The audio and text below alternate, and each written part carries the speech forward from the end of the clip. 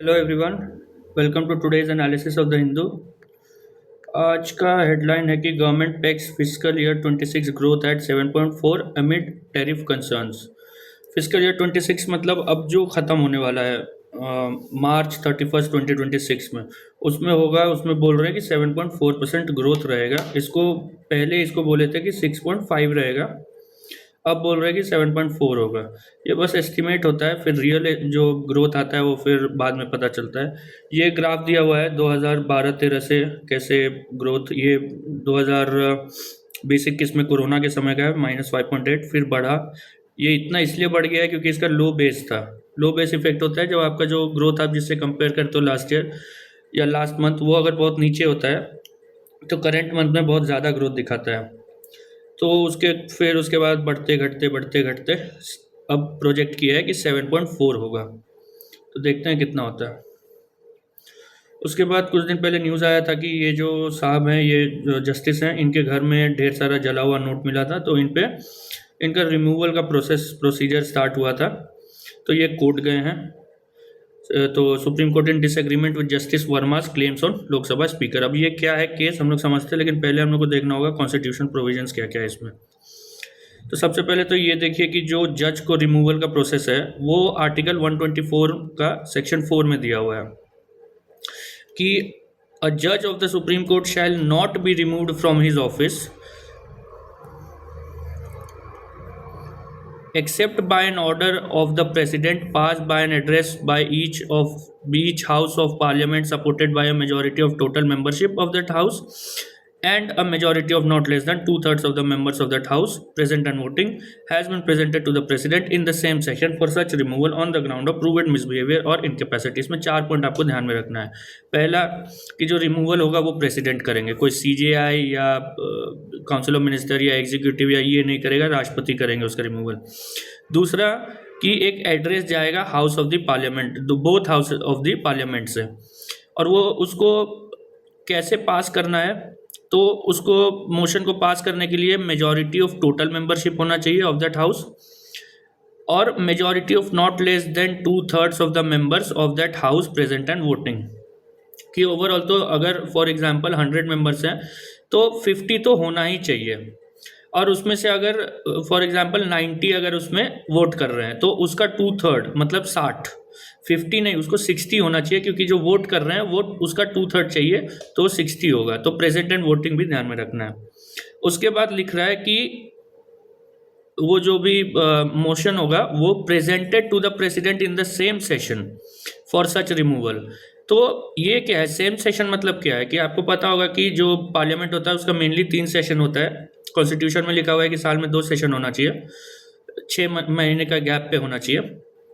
तो जो सेशन हो रहा है जिसमें वो मोशन वो आया है और वो पास हुआ है स्पेशल मेजॉरिटी से, उसी सेशन में वो राष्ट्रपति के पास जाना चाहिए। ये नहीं कि अभी मोशन ले लिया कि हाँ ठीक है उसको रिमूव करेंगे, फिर अगले बार उसका वोटिंग हो रहा है, फिर उसके अगले सेशन में राष्ट्रपति के पास जा रहा है, नहीं, उसी सेशन में सारा काम होना चाहिए। चौथा चीज़ जो बोल रहा है उसका ग्राउंड क्या है, तो प्रूव्ड मिसबिहेवियर और इनकेपेसिटी। ये दोनों जो टर्म्स है ये डिफाइंड नहीं है कॉन्स्टिट्यूशन में। उसके बाद जो 124 का जो सेक्शन 5 है वो क्या बोलता है कि पार्लियामेंट में by law regulate the procedure for presentation of an address and for the investigation and proof of misbehaviour और इनकेपेसिटी ऑफ द जज अंडर क्लॉज 4। तो इसका कहना है कि जो प्रोसेस होगा वो पार्लियामेंट उसको रेगुलेट कर सकता है। तो पार्लियामेंट रेगुलेट कैसे किया, तो उसके लिए लाया जजेस इंक्वायरी एक्ट। अब देखिए इनका क्या कहना है, जो जज है। पहले ये इसमें एक पॉइंट देखिए, ये जो भी है ये तो उतना हमारे काम का नहीं है अभी। बेसिकली वही है कि नोटिस देंगे, हाउस ऑफ द पीपल में 100 मेंबर होने चाहिए, उसको साइन करके देना चाहिए। राज्यसभा में 50 मेंबर होने चाहिए। उसके बाद जो स्पीकर है या चेयरमैन है वो उसको एक्सेप्ट कर सकते हैं या उसको रिजेक्ट कर सकते हैं। अगर एक्सेप्ट करते हैं तो फिर एक चीफ जस्टिस होंगे या कोई अदर जज ऑफ द सुप्रीम कोर्ट होगा। उसके बाद chief justice of the high court, किसी एक चीफ जस्टिस का कोई हाई कोर्ट के होंगे। उसके बाद one shall be a person who is in the opinion of the speaker और एज द केस में be the chairman a distinguished jurist. तो बेसिकली एक सुप्रीम कोर्ट का या तो चीफ जस्टिस सीजेआई होने चाहिए या सुप्रीम कोर्ट का कोई जज, किसी एक हाई कोर्ट का एक चीफ जस्टिस होना चाहिए, एक डिस्टिंग्विश्ड जूरिस्ट होना चाहिए। ये कमेटी भी बन गया। उसके बाद क्या लिखता है, सोचिए कि एक हाउस में गया, लोकसभा के पास गया, स्पीकर ने एक्सेप्ट कर लिया, कमेटी बना के दिया, या राज्यसभा में गया, वो मोशन गया, वो उसको एक्सेप्ट कर लिया और कमेटी बन गया। लेकिन अगर provided that where notices of a motion referred to in सब सेक्शन 1, सब सेक्शन 1 मतलब ये वाला नोटिस जो देगा, तो इन सब section 1 are given on the same day in both the houses of parliament, no committee shall be constituted unless the motion has been admitted in both houses, and where such motion has been admitted in both the houses, the committee shall be constituted jointly by the speaker and chairman. अब हुआ क्या, ये जो हमारे justice Verma साहब हैं, इनका दो कंटेंशन है। पहला कि जो मोशन गया इनको हटाने का, रिमूवल का, वो दोनों हाउस में गया, और स्पीकर ने, जो लोकसभा के स्पीकर हैं, उन्होंने उसको एक्सेप्ट कर लिया और उन्होंने एक कमेटी गठित कर दिया। और जो राज्यसभा वाले हैं उन्होंने कोई उस समय एक्शन नहीं लिया, उस दिन कोई एक्शन नहीं लिया। अगले दिन क्या हुआ कि जो राज्यसभा के चेयरमैन, जो डेप्यूटी चेयरमैन है, उन्होंने उसको रिजेक्ट कर दिया। अब ये बोल रहे हैं कि अगर दोनों मोशन एक ही दिन गया है तो दोनों को मिल के कमेटी बनाना चाहिए था, इसलिए कमेटी बनना गलत है। दूसरा ये बोल रहे हैं कि जो रिजेक्ट हुआ है राज्यसभा में, वो चेयरमैन का वो हक है, क्योंकि यहाँ पे टर्म यूज हो रहा है चेयरमैन। जो भी एक्ट है, जो भी कॉन्स्टिट्यूशन में जो भी है, वहाँ पे जो वर्ड यूज हो रहा है वो है चेयरमैन, वो डेप्यूटी चेयरमैन नहीं है। तो डेप्यूटी चेयरमैन को पावर नहीं है उस मोशन को रिजेक्ट करने का। तो ये इनका दो कंटेंशन है, दोनों जो कंटेंशन है वो यहाँ से निकलता है, ये वाला जो पार्ट है इससे, जजेस इंक्वायरी एक्ट का ये वाला पार्ट से। पहला कि दोनों दिन में, दोनों के पास जब गया है राज्यसभा और लोकसभा में सेम दिन, तो जो कमेटी बनेगा वो दोनों को मिलकर बनाना चाहिए, लोकसभा चेयरमैन, लोकसभा स्पीकर और राज्यसभा चेयरमैन को। और जो रिजेक्ट करने का पावर है वो चेयरमैन के पास है, वो डेप्यूटी चेयरमैन के पास नहीं है। तो ये आप लोग ध्यान में रखिएगा। रिमूवल ऑफ सुप्रीम कोर्ट जज पे क्वेश्चन आ चुका है एक प्री में, उसको हम लोग देख भी चुके हैं पहले, ये सब भी पहले देखे थे, लेकिन हम सोचे रिवाइज कर लेते हैं। तो ये केस तो अभी चलेगा, धीरे धीरे डेवलप होगा, उसको देखते रहेंगे क्या होता है। ये AIADMK फडनवीस वाउज एक्शन ओवर। अब कुछ लोग ये शिवसेना को अलग करने के लिए इनके साथ जा रहे हैं, कांग्रेस के साथ जा रहे हैं, तो उनको ये धमका रहे हैं, धमका नहीं रहे मतलब समझा रहे हैं। 5 held for attacking police during midnight demolition drive इन दिल्ली। देखिए, ये जो डेमोलिशन का बात है ना, ये एथिक्स के पेपर में क्वेश्चन बनता है कि इसका जो एथिकल पार्ट है, जो मोरालिटी है, उस पर एक क्वेश्चन इसमें बन सकता है, तो उस हिसाब से आप लोग इसको ध्यान में रखिएगा। एडिटोरियल में दिया हुआ है लेटर अगेंस्ट स्पिरिट। अब इलेक्शन कमीशन ने क्या बोला कि हमारा कॉन्स्टिट्यूशनल ड्यूटी है कि एक भी फॉरेनर वोटर लिस्ट में ना हो। ये आर्टिकल ये आर्ग्यू कर रहा है कि भाई तुम्हारा जो कॉन्स्टिट्यूशनल ड्यूटी है वो ये है कि एक भी जो सिटीजन है वो वोटर लिस्ट के बाहर ना हो। मतलब ये बोल रहा है कि इलेक्शन कमीशन जो है उल्टा बात कर रहा है कि उसको इंक्लूड करने पे ध्यान देना चाहिए, लेकिन वो एक्सक्लूड करने पे ध्यान दे रहा है, ये SIR के थ्रू। तो SIR पे केस चल रहा है, तो वो अभी सुप्रीम कोर्ट उसको सुन रहा है, तो उसी पे एक आया है वही आर्टिकल 324। ये कल हम लोग बहुत डिटेल में देख चुके हैं, 324, 326, 27। The middle path, the assured pension scheme of Tamil Nadu is a good compromise. अभी तमिलनाडु ने जो, जैसे ओल्ड पेंशन सिस्टम क्या था कि उसमें आपको जो लास्ट मंथली आपका सैलरी होता है उसका 50% मिलता था।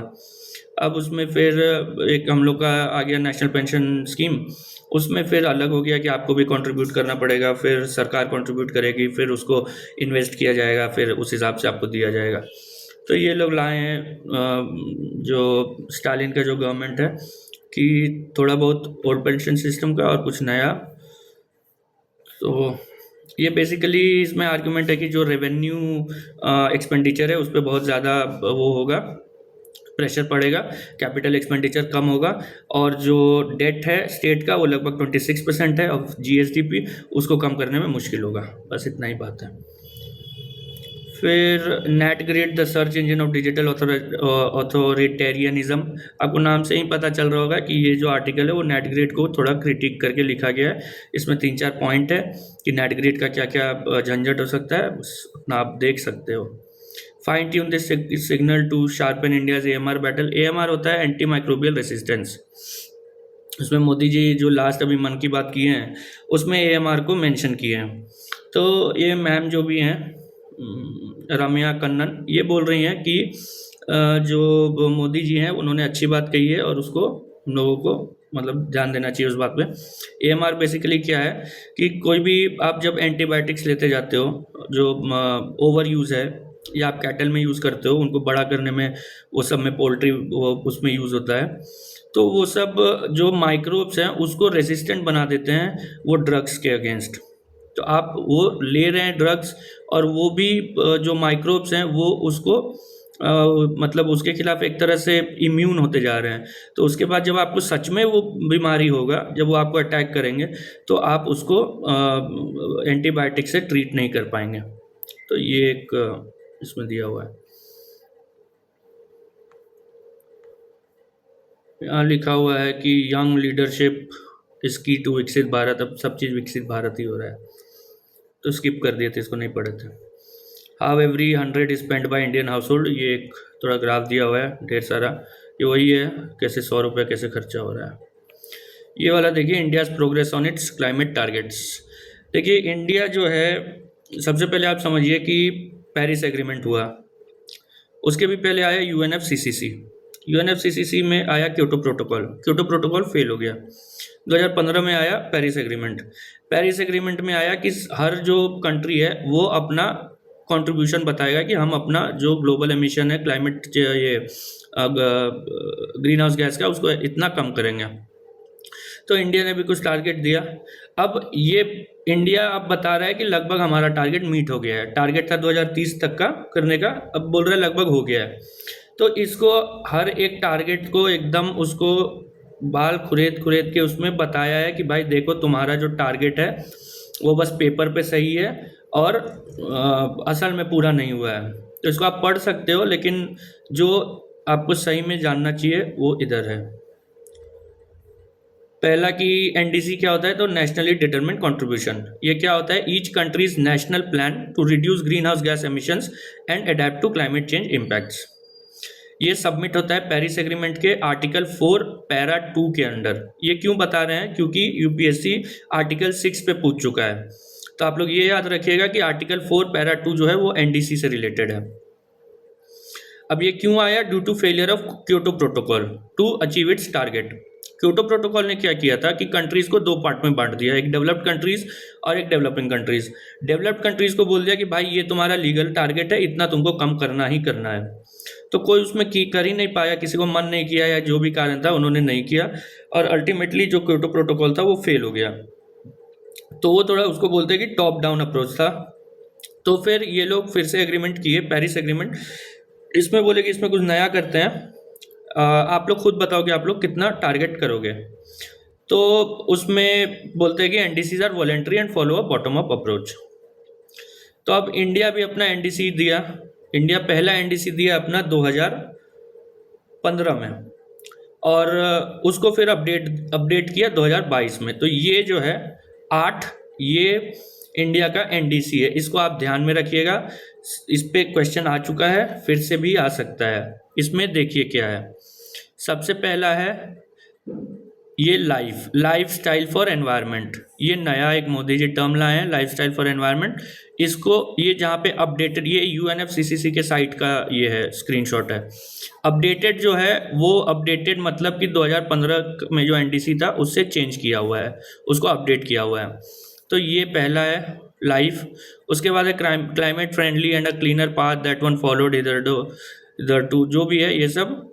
जो मेन आपको समझना है वो है ये 3, 4 और 5, क्योंकि ये है क्वांटिटेटिव टारगेट, बाकी सब क्वालिटेटिव है। 3 नंबर क्या बोलता है कि to reduce emission intensity of GDP by 45% by 2030 from 2005 level. Updated क्यों है, क्योंकि पहले ये था 33 to 35%, उसको बढ़ा करके किया है कि 45%। एमिशन इंटेंसिटी क्या है कि जीडीपी का एक यूनिट बढ़ाने के लिए या प्रोड्यूस करने के लिए आप कितना ग्रीन हाउस गैस एमिट करते हो। तो एमिशन इंटेंसिटी हमको कम करना है कितना, तो बाय 45% बाय 2030। दूसरा बोल रहा है to achieve 50% cumulative electric power installed capacity from non fossil fuel based energy resources by 2030 और with the help of something something. ये भी अपडेटेड है, क्यों? क्योंकि ये जो 50% है ये पहले 40% था। अब एक चीज़ आप लोग को यहाँ पे ध्यान रखना है कि ये इंस्टॉल्ड कैपेसिटी है।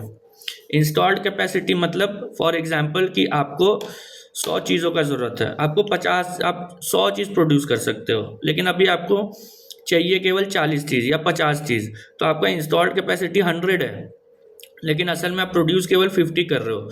तो यहाँ पे क्या थोड़ा ये आर्टिकल में भी है और ये बात सही भी है कि देखिए हम लोग इंस्टॉल्ड कैपेसिटी का बात कर रहे हैं, तो रिन्यूएबल एनर्जी इंडिया में इंस्टॉल्ड कैपेसिटी लगभग 51% हो गया है, लेकिन कोल का जो एनर्जी प्रोड्यूस हो रहा है, जो असल में एनर्जी प्रोड्यूस हो रहा है, वो कोल आज भी ज़्यादा है रिन्यूएबल एनर्जी से। तो रिन्यूएबल एनर्जी भले ही हम लोग ने इंस्टॉल्ड कर लिया है, लेकिन उससे हम लोग प्रोड्यूस नहीं कर रहे हैं उतना ज़्यादा। तीसरा क्या है, to create an additional carbon sink of 2.5 to 3 billion tonnes of CO2 equivalent through additional forest and tree cover. तो ये तो सिंपल है कि आप लोग जो सिक्वेस्टर होता है, इसको सिक्वेस्ट्रेशन बोलते हैं, ये हम लोग 2.5 to 3 बिलियन टन्स करेंगे 2030 तक। ये इसमें कोई अपडेट नहीं है, ये 2015 वाला ही है। तो ये 3 आप लोग याद रखिएगा, एक कि एमिशन इंटेंसिटी कम करना है, एक इंस्टॉल्ड कैपेसिटी बढ़ाना है रिन्यूएबल एनर्जी का, और एक कार्बन सिंक बनाना है। कार्बन सिंक क्यों? क्योंकि आप जैसे ही पेड़ लगाएंगे तो कार्बन कंज्यूम करेगा, तो जो एटमॉस्फेयर में कार्बन है या CO2 है वो एब्जॉर्ब होगा, तो उसको बोलते हैं हम लोग कार्बन सिंक। तो इंडिया में फॉरेस्ट जो है वो, इसमें आर्टिकल में एक आर्गुमेंट भी है कि फॉरेस्ट का जो डेफिनेशन है वो बहुत ब्रॉड है और उसके कारण हम लोग कार्बन सिंक को बढ़ा पाए हैं। वो बात ठीक है, लेकिन आप लोगों को ये ध्यान रखना है कि ये हमारा 3 टारगेट्स है और इसमें लगभग हम लोगों ने वो कर लिया है, अचीव कर लिया है। इसके अलावा जो नंबर 1, नंबर 2, 6, 7, 8 ये भी आप लोग याद रखिएगा। हम इसको पढ़ नहीं रहे हैं, लेकिन ये ज़रूरी है, आप लोग को एग्ज़ाम में पूछ सकता है। लास्ट में PYQ देखेंगे कि क्यों ये ज़रूरी है। डाइवर्सिटी ये दूरदर्शन पे कुछ दिया हुआ है हमने। अमित शाह कुछ क्रिटिसाइज़ किए थे DMK को, उसी पे जवाब दे रहे हैं। प्रिवेंट रिलीज ऑफ एक बुक रिलीज़ होने वाला था, इसी में वो जो जिन पे portraying justice GR Swaminathan of the high court, ये बेसिकली वो थे जो दीपा तोम जो भी वो कंट्रोवर्सी चल रहा था उसके ऊपर इन्होंने कुछ जो भी जजमेंट दिया था, तो उनको बोल रहे हैं कि ये RSS के बंदे हैं। तो ठीक है, उसको रोक दिया है। Supreme court rejects petition seeking probe into, अब क्लैट का पेपर लीक हो गया है, मेरे को पता भी नहीं था, लेकिन ठीक है, इतना नेशनल लेवल का पेपर भी लीक हो रहा है। इजराइल और इंडिया वैसे ही आजकल क्लोज आ रहे हैं, अब बोल रहे हैं कि फिर से नियर फ्यूचर में, हम लोग लास्ट टाइम आए थे तो बीच पे घूम रहे थे ये लोग, हो सकता है फिर से घूमे, इस बार पहाड़ में घूमेंगे। ऑक्सफोर्ड प्रेस शिवाजी पे कुछ लिख दिया था 20 साल 30 साल पहले, उस पर माफ़ी मांगा है। ये वाला इंपॉर्टेंट न्यूज़ है, देखिए। Centre moves to restore government in Manipur, holds review meeting. Manipur में अभी क्या चल रहा है, वहाँ पे राष्ट्रपति शासन लगा हुआ है। राष्ट्रपति शासन मतलब प्रेसिडेंट्स रूल अंडर आर्टिकल 356। तो ये हम लोग, ये बहुत इंपॉर्टेंट टॉपिक है, ये हम लोग थोड़ा डिटेल में करेंगे। आर्टिकल 356 क्या बोलता है कि सेक्शन 1 देखिए, clause 1, if the president on receipt of a report from the governor of a state और otherwise is satisfied that a situation has arisen in which the government of the state cannot be carried on in accordance with the provisions of the constitution, the president may by proclamation, उसके आगे अभी रहने दीजिए। क्या बोल रहा है कि on the receipt of a governor, on the receipt of a report from the governor of a state or otherwise, तो देखिए UPSC पूछेगा कि he cannot act without the report of the governor, अगर पूछेगा तो ये भी पूछ सकता है। तो आप ये याद रखिएगा कि या तो गवर्नर के रिपोर्ट पे, इवन अदरवाइज कि अपने सुओ मोटो भी वो बोल सकता है कि हाँ भाई अभी ऐसा सिचुएशन आ गया है that I have to give a proclamation. दूसरा क्या है, ये उसको किस चीज़ का सेटिस्फैक्शन चाहिए, तो उसको ये सेटिस्फाई होना चाहिए कि the government of the state can not be carried on in accordance with the provisions of the constitution. ठीक है, तो इसमें दो बात है, पहला कि या तो गवर्नर के रिपोर्ट पे इवन अदरवाइज वो प्रोक्लेमेशन आ सकता है, और दूसरा क्यों आएगा प्रोक्लेमेशन, क्योंकि the government of the state can not be carried on in accordance with the provisions of the constitution. अब क्या वो प्रोक्लेमेशन के थ्रू क्या कर सकता है, to assume to himself or all or any of the functions of the government of the state and all or any of the powers vested in or exercisable by the governor or any body or authority in state other than the legislature of the state। क्या बोल रहा है कि जो भी legislature को हटा के जो भी है गवर्नमेंट है, गवर्नर है या कोई भी अथॉरिटी है जो उसके सबसर्वेंट उसके नीचे है, गवर्नर के नीचे है, उसका पावर अपने आप ले सकता है। और यहाँ पे लिखा हुआ है लेजिस्लेचर ऑफ द स्टेट, इसको थोड़ा अलग रखा है, other than the legislature of the state. दूसरा में देखिए कि जो राष्ट्रपति है, ही can declare that the power of the legislature of the state shall be exercisable by और under the authority of parliament.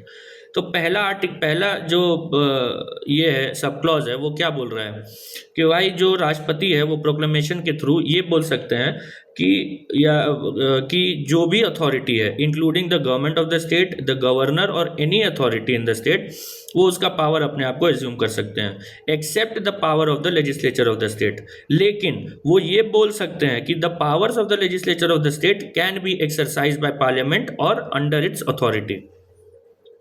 उसके बाद क्या बोलते हैं, प्रोक्लेमेशन इंक्लूडिंग ये वाला ऐसे ही है, छोड़ दीजिए इसको। आगे क्या बोल रहा है कि provided that nothing in this clause shall authorize the president to assume to himself any of the powers vested in or exercisable by the high court or to suspend in whole or in part the operation of any provisions of the constitution relating to the high court। इसका basic मतलब है कि proclamation of emergency अगर होता है, state emergency, तो राष्ट्रपति high court का पावर को एब्रोगेट नहीं कर सकते हैं या उसका अथॉरिटी अपने ऊपर नहीं ले सकते हैं। क्या इसमें क्या क्या बोला कि पहला कि या तो रिसीट ऑफ गवर्नर हो या अदरवाइज हो, अगर government of the state is not being carried out under as per the provisions of the constitution, तो राष्ट्रपति एक प्रोक्लेमेशन दे सकते हैं। प्रोक्लेमेशन में क्या है, तो पहला कि वो अज्यूम कर सकते हैं government of the state, governor of the state या any authority in the state उसका पावर एज्यूम कर सकते हैं। दूसरा, वो ये बोल सकते हैं कि जो लेजिस्लेचर ऑफ द स्टेट है उसका पावर पार्लियामेंट एक्सरसाइज करेगा। उसके बाद क्या बोल रहा है कि जो हाई कोर्ट है उसके पावर को प्रेसिडेंट टच नहीं कर सकते हैं। तो ये हुआ क्लॉज 1। क्लॉज 2 क्या बोलता है कि any such proclamation may be revoked और varied by a subsequent proclamation, कि अभी प्रोक्लेम की है कि भाई मेरे को ये पावर चाहिए, स्टेट का हम ये कर रहे हैं, दूसरा अगले दिन फिर मन हुआ कि नहीं ठीक है, तो फिर वो प्रोक्लेमेशन को वापस भी ले सकते हैं। फिर क्या बोलता है कि every proclamation under this article shall be laid before each house of the parliament and shall except where it is a proclamation revoking a previous, मतलब ये वाला क्लॉज 2 वाला अगर प्रोक्लेमेशन नहीं है तो इस वाले को अभी काट दीजिए। Every proclamation under this article shall be laid before each house of the parliament and shall cease to operate at the expiration of 2 months unless before the expiration of that period it has been approved by the resolution of both the houses of the parliament। Simple है कि जो भी proclamation है वो दोनों house के पहले रखा जाएगा और उन दोनों हाउसेस को विद इन 2 मंथ्स उसको अप्रूव करना पड़ेगा। कैसे, तो एक सिंपल मेजॉरिटी से, और अगर वो अप्रूव नहीं करता है तो वो it will cease to have any authority. उसके अलावा इसके बाद फिर ढेर सारा है, आपको वो हम नहीं डाले इसमें। वो बेसिकली क्या कहता है कि फॉर एग्जांपल जो 2 महीना है उसमें अगर लोकसभा डिसॉल्व हो जाता है तो क्या होगा कि उसका फिर इलेक्शन होगा, उसका चुनाव हुआ और बीच में राज्यसभा उसको अप्रूव कर दिया है, तो चुनाव होगा लोकसभा में, वो उसका जो फर्स्ट सिटिंग होगा उससे 30 डेज के अंदर उसको अप्रूव करना है। अब सोचिए कि हो गया, अब प्रोक्लेमेशन सो अप्रूव हो चुका है, अनलेस रिवोक्ड, कि ये वाला सेक्शन 2 के अंडर, क्लॉज 2 के under unless revoked cease to operate on expiration of period of 6 months from the date of issue of proclamation. तो आपने प्रोक्लेमेशन डाल दिया, आपने एज्यूम कर लिया पावर, पार्लियामेंट को बोल दिया कि स्टेट लेजिस्लेचर अब का पावर तुम करो, हाई कोर्ट को कुछ नहीं हुआ, उसके बाद उसको रिवोक भी नहीं किया, उसके बाद वो पास भी हो गया दोनों हाउसेस से सिंपल मेजोरिटी से, तब बोल रहा है कि वो पास होने के बाद भाई 6 महीने तक वैलिड रहेगा, पास होने के बाद भी पार्लियामेंट में, provided that if and so often as a resolution approving the continuance in force of such a proclamation, क्या लिख रहा है, if and so often as a resolution approving the continuance in force of such proclamation, मतलब वो जो proclamation है उसके continuance के लिए is passed by both the houses of parliament, the proclamation shall unless revoked continue in force for a further period of 6 months. एक बार आपका 6 महीने तक चल गया, उसके पहले फिर से हाउस मिला, दोनों हाउस बैठे और फिर से एक प्रोक्लेमेशन और फिर से एक मोशन पास हो गया कि भाई ये जो प्रोक्लेमेशन है उसको हम लोग 6 महीने और उसको फिर से हम लोग पास कर रहे हैं कि 6 महीने और रहेगा, तो टोटल कितना हो गया कि 1 साल हो गया। From the date on which under this clause it would otherwise have cease to operate. Cease to operate मतलब कब सीज टू ऑपरेट होता, from the date of issue of the proclamation.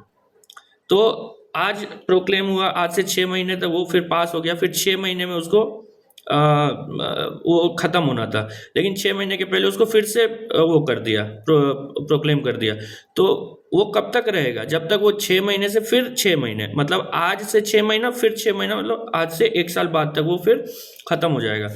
फिर लेकिन but no such proclamation shall in any case remain in force for more than 3 years, sorry. तो ये क्या बोल रहा है कि आप जो प्रोक्लेमेशन है उसको पास करा दिए, फिर दोबारा पास करा दिए, अब लेकिन लिख रहा है कि 3 साल से ज़्यादा नहीं होना चाहिए, तो ये 1 साल से सीधा 3 साल जा रहा है। अब उसके बीच में कहाँ है वो हम लोग आते हैं।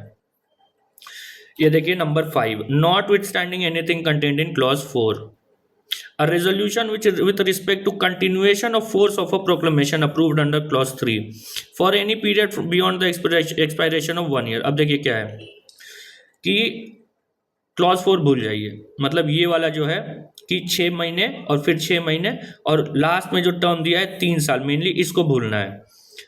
A resolution with respect to the continuance in force of a proclamation approved under clause 3, मतलब clause 3 ये वाला, इसमें जो अप्रूव हुआ है यहाँ पे, जो इसने अप्रूव किया है पार्लियामेंट ने, for any period beyond the expiration of 1 year, 1 साल के बाद, from the date of issue of such proclamation shall not be pass by either house unless, मतलब क्या बोल रहा है कि आपने एक बार प्रोक्लेमेशन किया, वो एक बार पास हो गया, फिर 6 महीने होने के पहले फिर से उसको पास कर दिया, फिर 6 महीने तक रहा, अब 1 साल हो गया है, उसके पहले फिर से आगे, उसके आगे फिर सरकार सोच रही है कि इसको फिर से आगे बढ़ाया जाए, तो लिख रहा है कि unless a proclamation of emergency is in operation in the whole of India or as the case may be in whole or any part of the state at the time of passing of such a resolution, unless कि पूरे देश में emergency नहीं लगा हुआ है, तब तक इसको 1 साल के बाद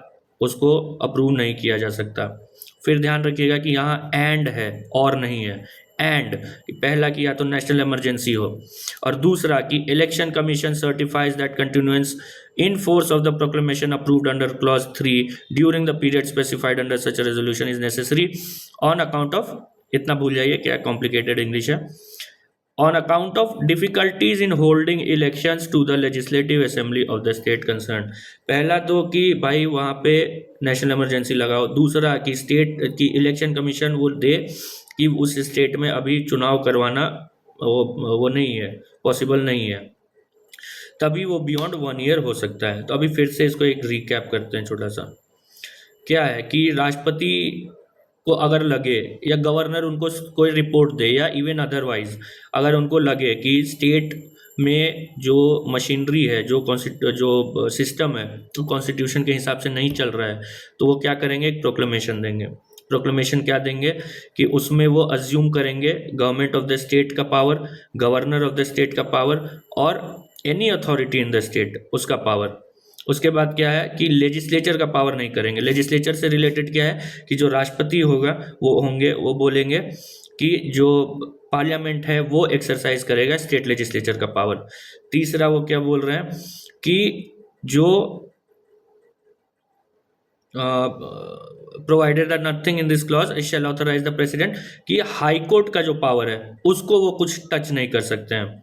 फिर बोल रहा है कि वो प्रोक्लेमेशन कभी भी रिवोक कर सकते हैं राष्ट्रपति। तीसरा बोल रहा है कि अगर वो प्रोक्लेमेशन आ गया है तो हमको उसको पार्लियामेंट में रखना है, पार्लियामेंट उसको पास करेगी सिंपल मेजोरिटी से, लेकिन विद इन 2 मंथ्स। दोनों हाउस है, उनका सेशन नहीं है, सेशन बुलाओ 2 महीने के अंदर, उसको पास कराओ। मान लो कि लोकसभा डिसॉल्व है ही नहीं लोकसभा, तो चुनाव होगा, उस दरमियान राज्यसभा उसको पास करेगी 2 महीने के अंदर। फिर लोकसभा गठित होगा नया, और जिस दिन वो गठित हुआ और वो बैठा, उससे 30 दिन के अंदर उसको भी पास कराओ वहां से भी, नहीं तो वो सीज टू एग्जिस्ट हो जाएगा वो प्रोक्लेमेशन। फिर एक बार वो जो हो गया, पास हो गया, उसके बाद अगर ये पास होने के बाद कि दोनों हाउसेस से पास हो गया, तो वो केवल 6 महीने तक रह सकता है। अब 6 महीने के बाद, कि 6 महीना बीतने वाला है, अब खत्म होने वाला है, तो उसके बाद such a proclamation is passed by both. उसके बाद फिर से एक आएगा मोशन कि भाई ये जो 6 महीना है इसको एक्सटेंड किया जाए 6 महीने तक। तो 6 महीने में एक बार किए, एक बार में आपने 6 महीने के लिए लगाया, फिर आप 6 महीने के लिए लगा सकते हो, और ऐसे आप मैक्सिमम कब तक कर सकते हो, तो 3 साल के लिए।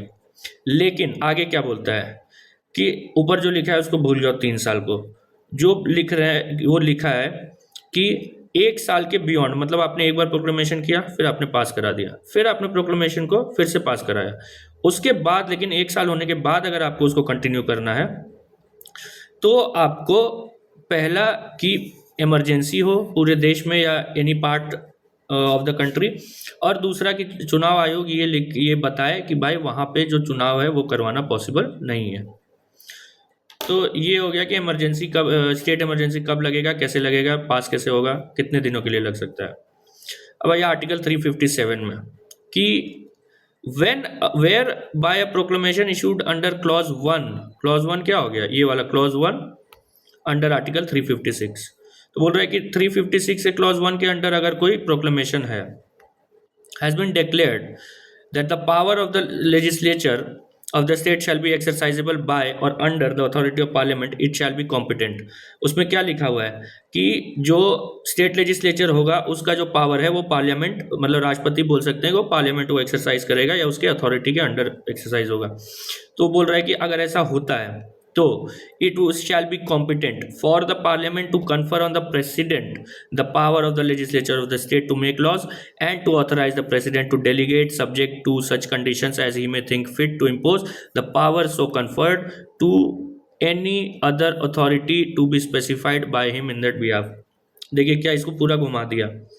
पहले बोला कि भाई राष्ट्रपति है वो स्टेट लेजिस्लेचर का पावर नहीं ले सकते, वो बस ये बोल सकते हैं कि पार्लियामेंट ले सकता है, पार्लियामेंट कर सकता है स्टेट लेजिस्लेचर का।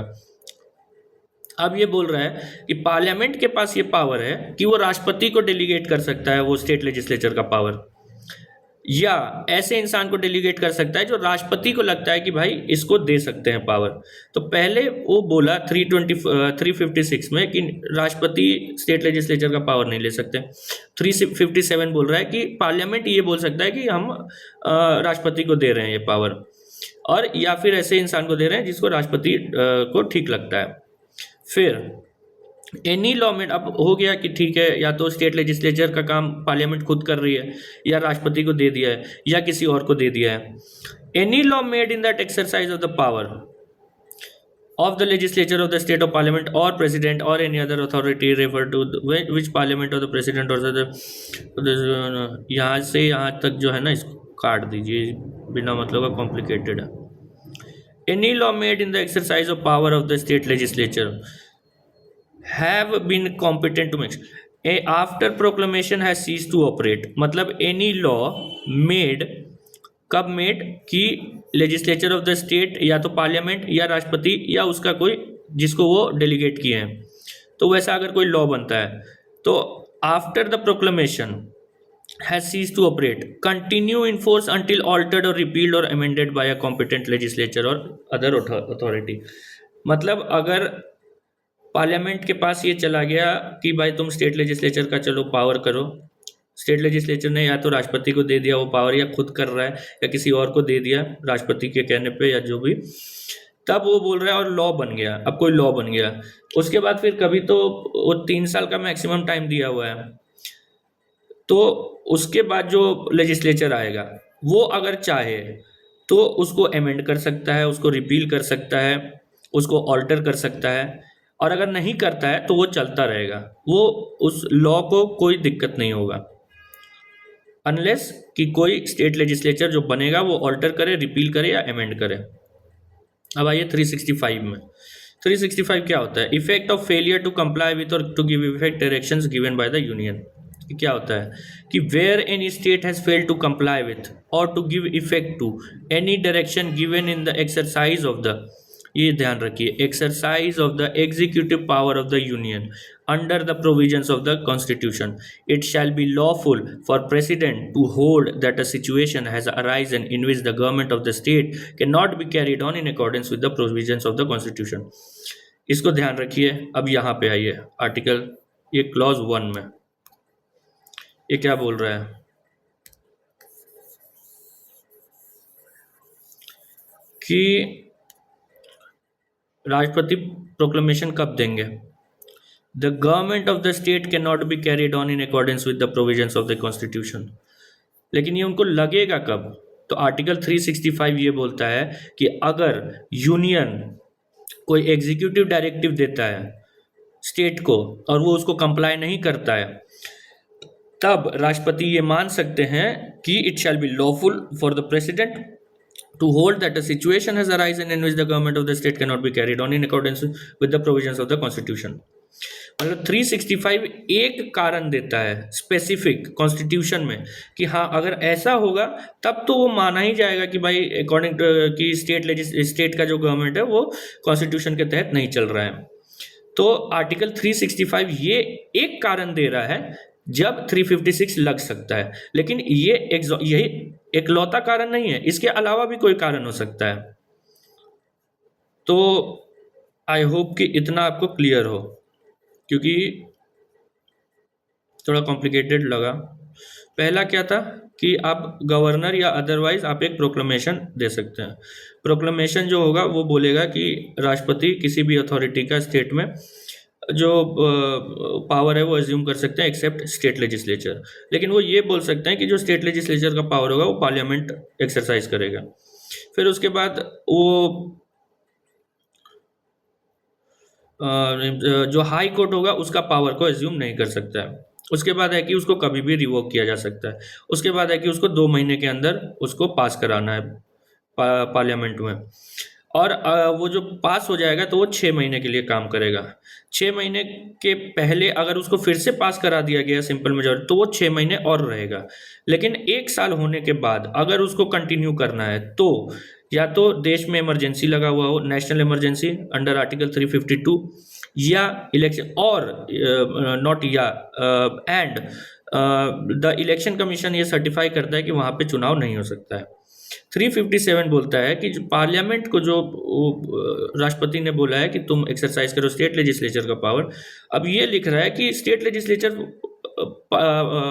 राष्ट्रपति को ऑथराइज कर सकता है कि स्टेट लेजिस्लेचर का पावर एक्सरसाइज करो, या ऐसे इंसान को दे सकता है जो राष्ट्रपति को लगे कि and to authorise delegate subject to such coordinate the power so conferred to any other authority, कि राष्ट्रपति को दिया, राष्ट्रपति ने किसी और। तो यूजुअली क्या होता है यहाँ पे कि जैसे अगर आप जम्मू एंड कश्मीर का केस लीजिएगा तो वहाँ पे पार्लियामेंट के पास आ गया पावर कि भाई स्टेट लेजिस्लेचर का पावर अब मेरे पास है, वो यूजुअली क्या करता है, वो राष्ट्रपति को दे देता है और राष्ट्रपति उसको गवर्नर को दे देते हैं।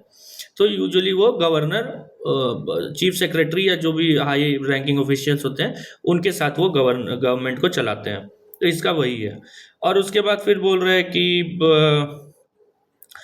जो लॉ बनेगा या तो राष्ट्रपति बनाएंगे या पार्लियामेंट बनाएगा या कोई ऐसा अथॉरिटी जिसको प्रेसिडेंट ने पावर दे दिया है बनाने का, वो तब तक रहेगा जब तक उसको या तो ऑल्टर रिपील या उसको अमेंड ना किया जाए। आर्टिकल 365 बोल रहा है कि अगर यूनियन कोई एग्जीक्यूटिव डायरेक्टिव देता है स्टेट को और स्टेट उससे कंप्लाई नहीं करता है तो वो एक कंडीशन होगा कि हाँ the machinery of the state is not being carried out in the under the provisions of the constitution.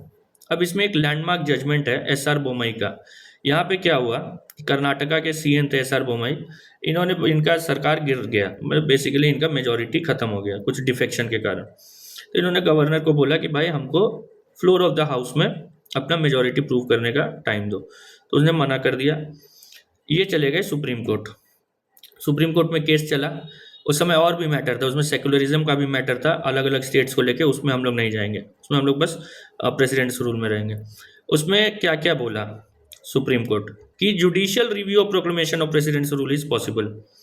अब उसमें वो लोग क्या बोल रहे थे कि देखिए, जो ऐसा मतलब यूनियन गवर्नमेंट क्या बोल रहा था कि क्योंकि यहाँ आर्टिकल 75 में लिखा हुआ है कि जो एडवाइस देगा काउंसिल ऑफ मिनिस्टर प्रेसिडेंट को, उसमें कोर्ट वो देख नहीं सकता है कि क्या एडवाइस है, तो इसलिए भाई जुडिशियल रिव्यू पॉसिबल नहीं है। तो सरकार ने बोला नहीं नहीं, जुडिशियल रिव्यू पॉसिबल है। फिर बोला कि president satisfaction has to be based on objective facts. अब ये नहीं कि राष्ट्रपति जी सुबह में उठे और बोले कि, या काउंसिल ऑफ मिनिस्टर ही, वो तो काउंसिल ऑफ मिनिस्टर ही होगा, कि भाई आज यहाँ पे राष्ट्रपति शासन लगा देते हैं, वैसा नहीं होगा। आपको ऑब्जेक्टिवली आपको वेरी करना पड़ेगा कि ये क्या कारण था, नहीं तो आप जुडिशियल रिव्यू होगा आपका, फिर वो अगर जुडिशियल रिव्यू होता है तब क्या होगा ये देखिए। जो राष्ट्रपति शासन अब लगने वाला है, लग गया है, प्रोक्लेमेशन आ गया है, तो the legislative assembly of the state can be dissolved only after the proclamation has been approved by the parliament. कि जब तक वो प्रोक्लेमेशन अप्रूव नहीं होगा विद इन 2 मंथ्स, तब तक जो स्टेट लेजिस्लेचर है वो डिसॉल्व नहीं होगा, वो बस सस्पेंड होगा। उसके बाद क्या बोल रहा है, if the proclamation is not approved और द कोर्ट स्ट्राइक्स डाउन, मतलब या तो अप्रूव ही नहीं कर पाया वो पार्लियामेंट में, या वो जुडिशियल रिव्यू हुआ और उसको खारिज कर दिया, तो the government which was dismissed, क्योंकि गवर्नमेंट तो डिसमिस हो जाएगा उसको, या वो रिवाइव हो जाएगा, और जो लेजिस्लेटिव असेंबली होगा वो रीएक्टिवेट हो जाएगा अगर इट हैज़ बीन डिसॉल्व। तो ये आप लोग ये ध्यान रखिएगा प्रेसिडेंट्स रूल में। पीटी में 2-3 क्वेश्चन आया है, वो लास्ट में देखते हैं, आगे न्यूज़पेपर देखते हैं क्या है, फिर देखते हैं पीवाईक्यू। ये बीरेन सिंह का बोला जा रहा है कि वो जो झंझट हुआ था मणिपुर में, उनमें इनका हाथ है, तो उसमें कुछ है। Jairam, BJP Congress, spar over Nehru's in construction, Rahul Gandhi, अब ट्रंप कुछ कुछ बोल रहे हैं तो उसमें राहुल गांधी अपना सीना ठोक रहे हैं कि देखिए भाई हम तो बोले ही थे। Congress will place legal teams, ये इनको फिर से चला गया नोटिस। अमर सिंह को कल गया था, इनका एरर के कारण, नाम में एरर के स्पेलिंग के कारण। आज इनका बोल रहे हैं कि जो पेरेंट्स और इनके एज के डिफरेंस में बस 15 साल का डिफरेंस है, तो उसके ऊपर चला गया है। चल रहा है अपना सेंसस होने वाला है अभी, पहले हाउस इन्यूमरेशन होगा, फिर पॉपुलेशन इन्यूमरेशन होगा। रजिस्ट्रार जनरल करवाते हैं, census commissioner. Norms issue to कम माइनर और एक्सटेल्स। अब वो जो ग्रोक वाला इशू हुआ था, उसमें आईटी मिनिस्ट्री को एक्स बोला है, मतलब ट्विटर, वो बोला है कि भाई हम लोग तो कंप्लायंस में है। बेसिकली बोल रहा है कि हम लोग कुछ नहीं करने वाले भाई। जैसे एप्पल ने बोल दिया था कि ये जो संचार साथी ऐप है वो हम लोग इंस्टॉल नहीं करने वाले। अब ये कुत्तों का आजकल बहुत मैटर चल रहा है। रेबीज का वो ड्रग का भी प्रॉब्लम आया था, जो बोल रहा था फॉल्स ड्रग है। कांग्रेस फ्लैग्स, अब ये कुछ फॉरेस्ट कंजर्वेशन एक्ट में अमेंडमेंट हुआ था, उसके कारण बोल रहा है कि प्राइवेटाइज किया जा रहा है। ईवी रिटेल सेल्स, ये देखिए ये वाला क्या है कि carbon intensity ties to EVs overall environmental benefits. अब देखिए ईवी ठीक है अपने आप में वो इलेक्ट्रिक है, लेकिन अगर उसको आप फॉसिल फ्यूल वाला जनरेटेड एनर्जी से चार्ज कर रहे हैं तो उसका क्या ही फायदा है। ठीक है, वो थोड़ा कम करेगा लेकिन कर तो रहा है। Government six fair, ED attaches, Delhi NCR, ये सब ऐसे ही है। यहाँ पे देखिए ये क्या लिखा हुआ है कि India scaled 54.51 gigawatt wind energy capacity. फिर देखिए टर्म क्या है, कैपेसिटी। ये कैपेसिटी है 54.51 गीगावाट, ये अभी प्रोड्यूस नहीं हो रहा है हमारे पास उतना विंड एनर्जी। तो हम लोग जहाँ भी आप देखिएगा इंस्टॉल्ड कैपेसिटी, वो मतलब है कि भाई हाँ हमने इंस्टॉल कर लिया लेकिन उसको यूज़ नहीं कर रहे हैं अभी, तो उसका कोई फ़ायदा नहीं है। डेनमार्क को अब ट्रम्प बोल रहा है कि भाई हम लोग जो ग्रीनलैंड है उसको खरीद लेंगे, बट अगर नहीं खरीद पाए तो would not rule out military action. ये अलग ही हो सकता है, अब क्या करेगा ये पता नहीं। वेनेजुएला को बोल रहे हैं 50 मिलियन बैरल्स ऑफ ऑयल देगा। यूएन इसराइल को बोल रहा है। इनकलाब मंच, ये जो हादी का देहांत को गोली मार दिया था, उसमें अब चार्जशीट जो लगाया है उसको बोल रहा है कि भाई we don't agree with it, we are not acceptable, it is not acceptable. पहले तो इन्होंने बोला कि वो भाग के इंडिया आ गया है, अब कुछ लोगों पे वो चार्ज लगा रहा है, पता नहीं क्या कर रहे हैं ये लोग। ईरान आर्मी बोल रहा है कि भाई हम ही यूएस पे अटैक कर देंगे अगर ज़्यादा बोला है तो। ये एक न्यूज़ है प्राइवेट रिजर्व का, वो इस पर हमको कुछ लगा नहीं, आप लोग इसको पढ़ सकते हो, मैं उसको स्किप कर दिया। आगे रीजनल में भी कुछ खास है नहीं। डेमोलिशन डेमोलिशन आप लोग इसको एथिक्स के पेपर पे ध्यान रखिएगा। हिंदू ग्रुप आफ्टर ये जो इनको बेल मिला है तो खुश लग रही हैं। Haryana six input assistant professor exam, अब यहाँ पे हर जगह तो जो भी एग्ज़ाम होता है उसमें इरेगुलरिटी ही होता है। इसका एक एक्ट भी है, फेयर मीन्स और ये अनफेयर मीन्स करके, उस पर यूपीएससी ने सवाल भी पूछा है। फडनवीस बोल रहे हैं error free voter list, 26 Maoist Vijay starrers, farmers meet to oppose, Kerala new language bill is unconstitutional. अब अनकॉन्स्टिट्यूशनल है कि नहीं वो तो सुप्रीम कोर्ट या हाई कोर्ट तय करेगा ना। इसरो जो है वो देखिए एक रॉकेट लॉन्च कर रहा है, PSLV C62/EOSN1 मिशन। ये क्या, इसका इतना लंबा नाम का मतलब क्या हुआ? PSLV-C62 ये वो रॉकेट का है कि PSLV-C62 मतलब सी, ये 62 वाला नहीं होगा मिशन, क्योंकि बीच में एक नंबर इन्होंने स्किप कर दिया था कि वो उसको क्या बोलते हैं, अनलकी है। तो ये नंबर है कि PSLV का कितना रॉकेट जा चुका है। और EOS अर्थ ऑब्जर्वेशन सैटेलाइट वो सैटेलाइट का नाम है, तो ये आप लोग ध्यान रखिएगा कि वो रॉकेट का नाम है, ये सैटेलाइट का नाम है। और ये ब्लूबर्ड गया था, ये हम लोग डिस्कस किए थे, कम्युनिकेशन सैटेलाइट है यूएस का प्राइवेट। ये फिर से ये कुत्ता पे है, डॉग्स आजकल बहुत न्यूज़ में है। डिबंक क्लेम्स ऑफ एविक्टेड, ये सब ऐसे ही है। ये नीचे क्या है, outrage in Karnataka over police disrobing women BJP, और ये तो गलत है भाई। चलिए आज का हो गया, आज तो कुछ। तो ये 3 टॉपिक आप लोग ध्यान रखिएगा, तीनों मेंस के लिए भी बहुत इंपॉर्टेंट है और प्री के लिए भी। क्यों? क्योंकि आगे हम लोग अभी देखेंगे रिमूवल ऑफ सुप्रीम कोर्ट जज, एक एनडीसी और एक प्रेसिडेंट्स रूल। अभी देखिए PYQ देखते हैं क्या है। देखिए इमरजेंसी में पूछ रहा है कि which of the following are not necessarily the consequences of proclamation of president's rule in a state. कि नेसेसरीली क्या नहीं होगा। हाँ ये पहले ये देखिए 3 नंबर देखिए, dissolution of the local bodies होगा, उसको तो कोई मतलब ही नहीं है, तो ये तो होगा ही नहीं। अब अगर आपको इतना पता था तो आप आंसर पे पहुंच जाओगे। Are not necessarily the consequences, तो सॉरी ये वाला, आई एम सॉरी, ये वाला होगा, it is not necessarily. Dissolution of the state legislative assembly, ये भी नहीं, ये तो अभी देखिए SR बोमई में, तो ये भी नहीं होगा। लेकिन हाँ removal of council of minister वो हम लोग देखें कि हाँ होगा, लेकिन अगर जुडिशियल रिव्यू होता है या उस प्रोक्लेमेशन को वो पास नहीं करवा पाते हैं पार्लियामेंट में, तो उसके बाद वो फिर से वापस एक्टिवेट हो जाएगा। तो इसका आंसर क्या होगा? 2 ओनली, 1 and 3, क्योंकि ये तो होगा। यहाँ हम लोग को बताना पे यूपीएससी क्या करता था ना, ये तो 17 का है, इसको बोल्ड लेटर में लिखता था, आप पता नहीं लिख रहा है। If the president of India exercises his power as provided under article 356 of the respect of a particular state, then. अब देखिए ये दोनों सेम क्वेश्चन है, 2018 में 17 में पूछा है, फिर 18 में पूछा है। The assembly of the state is automatically dissolved, नहीं। The power of the legislature of the state shall be exercisable by और under the authority of Parliament, हाँ 357 में लिखा हुआ है। आर्टिकल 19 इज सस्पेंडेड, नहीं।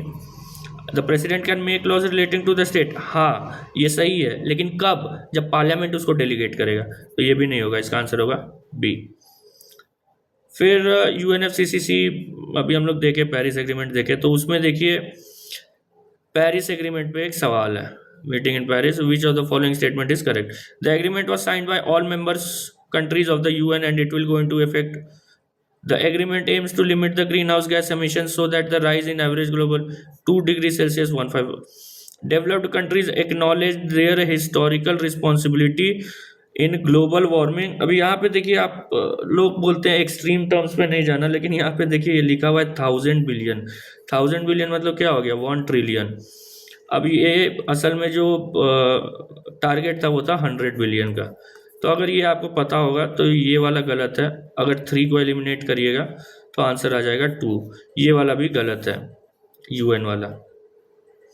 फिर देखिए अभी हम लोग एनडीसी एनडीसी किए हैं। फिर इंटेंडेड, इंटेंडेड मतलब प्रोविजनल है, वो अभी प्रॉपर नहीं हुआ है।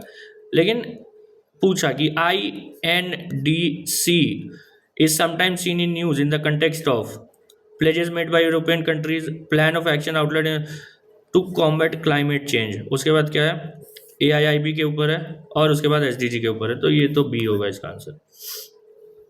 उसके बाद देखिए जो क्यों हम उतना डिटेल में बताएं कि क्या क्या एनडीसी है इंडिया का, कि write a review on India's climate commitments under Paris agreement and mention how these have been further strengthen in COP 2026। तो सबसे पहले तो इंडियाज क्लाइमेट कमिटमेंट्स आप 3 क्वालिटेटिव दीजिएगा, वो तो कंपलसरी है। उसके बाद आप जो क्वांटिटेटिव है और जो क्वालिटेटिव है उसमें से भी आप दे सकते हो। उसके बाद क्या बोल रहा है कि स्ट्रेंथन इन COP 26 मतलब ये अगर आप पढ़े होगे नहीं पढ़े होगे, उस समय इंडिया दिया था पंचामृत। तो सेकेंड पार्ट में आपको आंसर में ये लिखना है। उसके बाद क्या बोल रहा है, how has the first nationally determined contribution intended by India been updated. मतलब आपको क्या देना है, 2015 का देना है, पंचामृत देना है और 2022 का देना है। इसमें जो सबसे इम्पोर्टेंट है वो है नेट ज़ीरो बाय 2070। इसलिए ध्यान रखिए, मेंस में भी पूछता है, UPSC प्री में भी पूछता है, जो मन करता है वो पूछता है। बस आप लोग जो टॉपिक आ रहा है उसको कवर करते जाइए, धीरे धीरे होते जाएगा। और यहाँ बेयर एक्ट से हम इसलिए दिखाते हैं क्योंकि इट इज़ बेटर, वरना आप लक्ष्मीकांत में भी कवर, उसमें भी बेयर एक्ट को ही थोड़ा पैराफ्रेज करके लिख दिया है, लेकिन बेयर एक्ट को देखना बेहतर है। तो आज के लिए इतना ही। बाकी अगर आपको डाउट हो तो मेरा मेल रहता है, और ये सब जो भी हम ये मेरा ये नोट्स बनाया हुआ रहता है, ये आपको मेरे टेलीग्राम चैनल पे मिल जाएगा, तो आप वहाँ पे देख सकते हो ये PYQ के साथ। Thank you.